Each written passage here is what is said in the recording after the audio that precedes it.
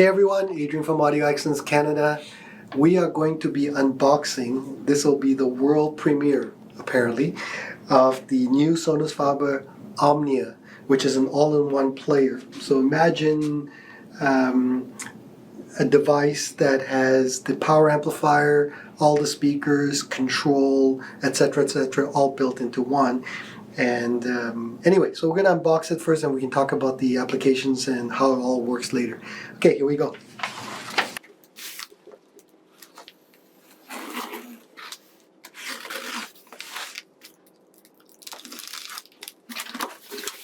Okay, so it's double boxed. Inner box has these two handles. And of course, it will come up. Here we go.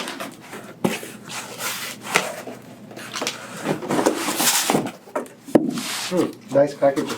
Okay, remote control, power cable, and adapter. So it says phono adapter. What it is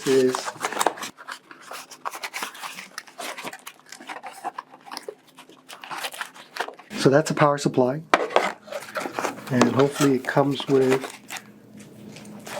okay, it does, for North America. So this is the phono adapter. On the one end it's DIN, and on the other end you have RCA. So this allows them to make the unit smaller, and on the back of the unit there'll be more space for them to do what they need to do. And the remote control, which is very sexy. Oh wow. I don't think the video will capture this, but the front has a very nice tactile feel. It's almost suede-like. Very nice. Look at that. And of course the reason why this is here is because there's a battery inside, and right now it's disconnected with this piece of plastic separating it from the contacts. Okay, so 3-year warranty with the manual. This is one of those that we probably have to read at some point.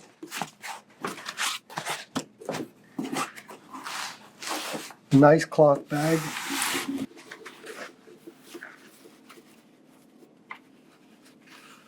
Ooh.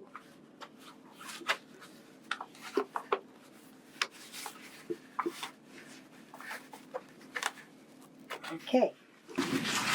So this is what it looks like. Okay, we're going to cut the video, put it on a table somewhere, and I can show you what it looks like once it's plugged in.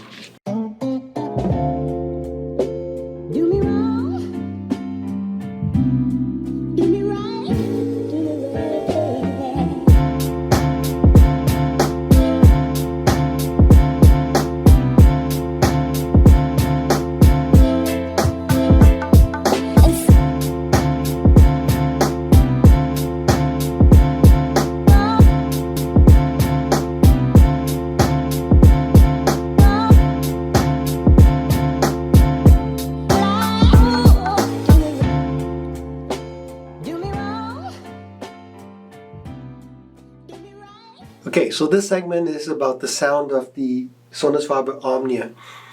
I have to say I'm pleasantly surprised. So first of all, let's get this out of the way. No, it's not as good as a good, decent audio system with 2 speakers and, for example, an NAD integrated amplifier playing back music. It's not as good. Nor is it, I think, meant to do that. This is much like a really good sound bar. In fact, it is a very, very good sound bar. It's designed to be an all-in-one integrated player that has an amplifier built in, 7 speakers with full functionality of streaming capabilities. You can hook up a turntable to it. It's great for that reason. It gives you simulated surround sound. It's not obviously surround sound because all the sound comes from here, but the speakers produce sound from the front, from the sides, and from the bottom. So it does give you a sensation of sound that's coming out of a very broad sound space, so to speak. Tonally, it is exactly like what you expect from Sonus Faber. Very smooth, nice dynamics, and surprisingly good deep bass, especially when you crank it up. Angus, would you say that? Yeah, a lot more bass than I expected. Exactly. So we're filming in our home theater room. Alex can later pan around and show you what our theater room looks like. And I was in my office, which is quite a distance away, 50, 60 feet away, and with the doors closed and lots of walls in between and space. And I heard this big thumping bass all the way away. Angus was playing, oh gosh, it'll come to me in a moment, the audiophile recording. Well, anyway, and I'm thinking, what's playing? It's quite impressive. So then later I came into this room and I realized that Angus was playing through through this Omnia. I was really quite impressed. So it can do pretty decent bass from this tiny little thing. Very smooth, great articulation, nice high frequencies without being bright, which is one of the things that I've noticed on a lot of sound bars. They sound tinny, or they sound bright, or they sound boomy, especially with separated outboard subwoofers like from LG and so on. They're just not well matched. And let's face it, typically these kinds of sound bars are designed for relatively inexpensive applications. This is not one of them. This is designed to be a high-end, relatively high-performance, all-in-one player. So for those reasons, I think it succeeded quite well. Is it the best of its type? No idea. I'm sure there's all kinds of very, very good all-in-one players. For example, we sell the name Muso, and the last time I listened to the Muso, it didn't have the same bass as this does. It's very good. It plays quite loud. I think this plays a bit louder. But there are pros and cons of both. Ultimately, I'm going to compare the two the next time we get another Muso in. It's been back-ordered like crazy, and then we'll see. The Cube, definitely not as good. I mean, the Cube is a lot cheaper. This is about $2,000 US, so it's more in line with the Muso. All I can say is certainly sonically, I'm quite impressed by what it is. Okay, so this is the back of the Sonus Faber Omnia. I just wanted to show you what the connectivity is like. So right here is your HDMI, and this is where you would connect your smart TV. If your smart TV has the ability to do what we call ARC, which is audio return channel, you'd connect it there, and so the sound from your TV sources will come out through the Omnia. This is where you connect your Ethernet, so for wired streaming and so on. And here's the DIN input. This is the supplied DIN cable and RCA input. So from here you can connect another analog source or a turntable. You can see that there's a ground connector over there, and on the other side is the DIN plug, and you connect it right there. And then right beside the DIN connector is a switch that allows you to switch between line input and phono. It's a bit tight in the back, so Alex will take a still shot and show you what it looks like and arrow it. So that's a little switch over there. So you can actually play your turntable through this system.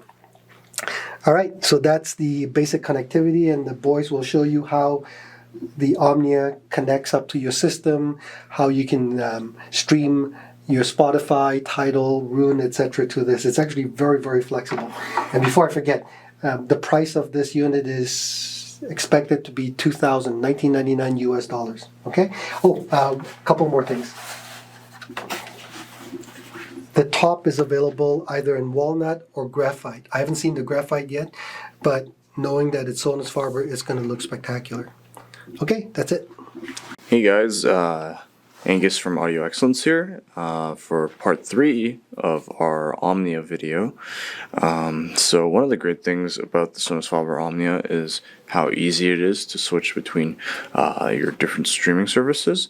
So right now I'm on Roon, and it's very easy to connect it.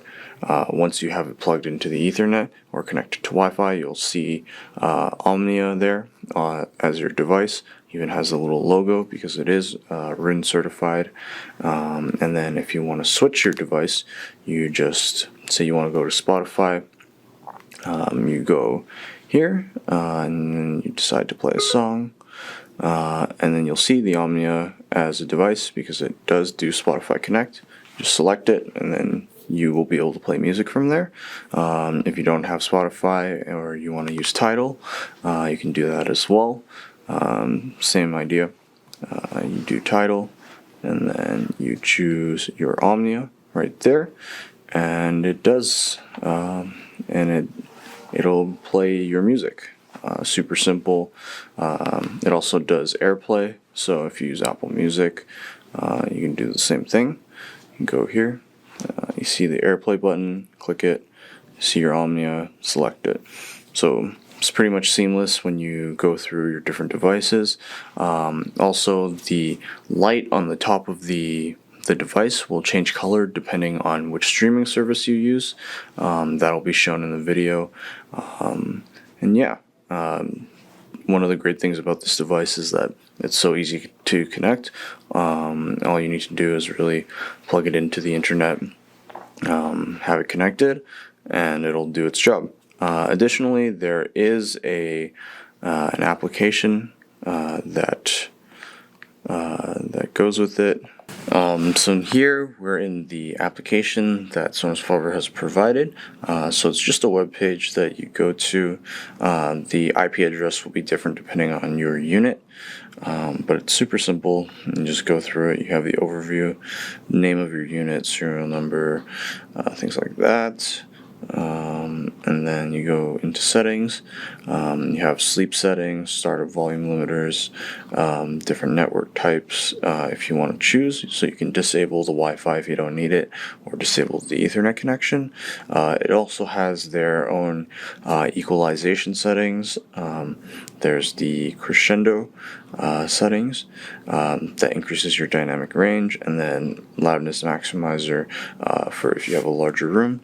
It also does room adjustments depending on how you have it placed in the room, and HDMI auto switching depending on whether or not you want to have that hooked up to the TV. And then over here you've got your software update page, so you can have it automatically update whenever a new software drops, or you can have it be manually done. And then of course you've got your factory reset button there, and that's about it. Yeah, thank you guys for watching. Hope you guys stay safe out there. Make sure to like, comment, and subscribe, and follow us on social media. Thank you. Bye bye.